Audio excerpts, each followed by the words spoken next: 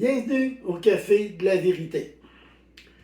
Aujourd'hui, on va se servir de la parole de Dieu, donc la Bible, pour voir la différence qu'il y a entre la Pâque juive et la Pâque chrétienne. Les deux sont très différents. Ça n'a pas la même signification non plus. Jésus, quand il a fait le repas avec ses apôtres, avant de mourir, il a donné du pain en symbole de son corps et du vin en symbole de son sang, qui va être versé pour nous, pour qu'on puisse être rachetés de nos péchés.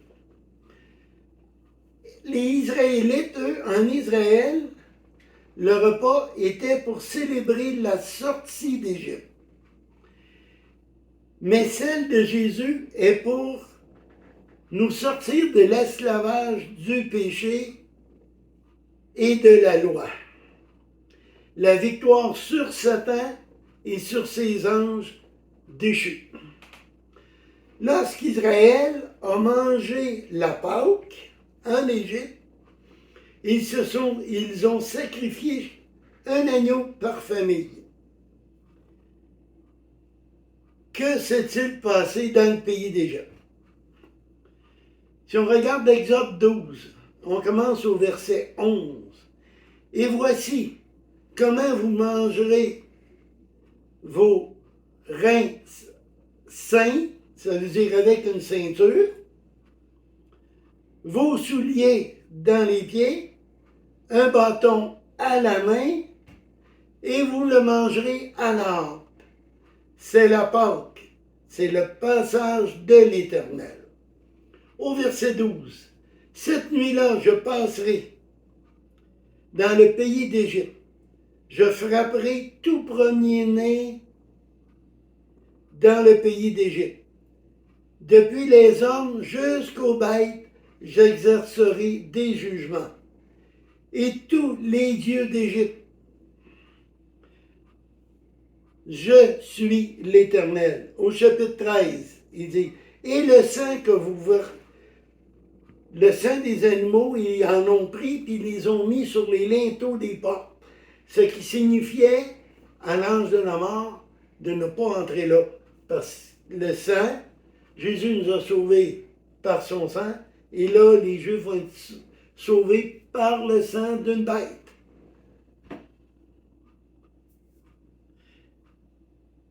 Donc, au verset 14, en ce jour-là sera un mémorial.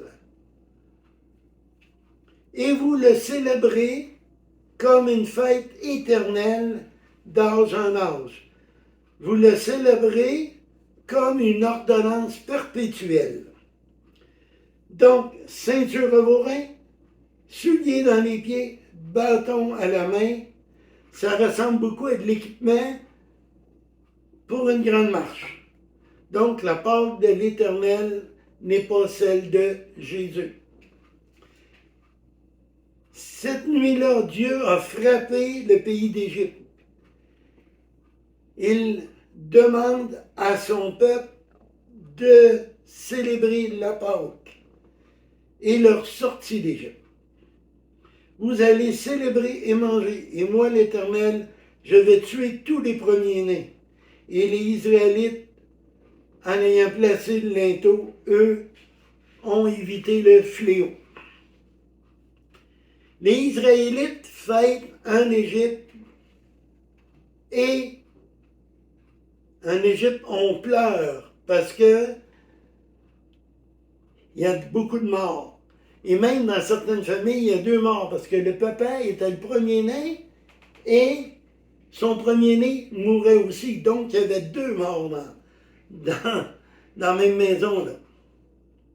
Quand Jésus, lui, a donné le pain qui allait mourir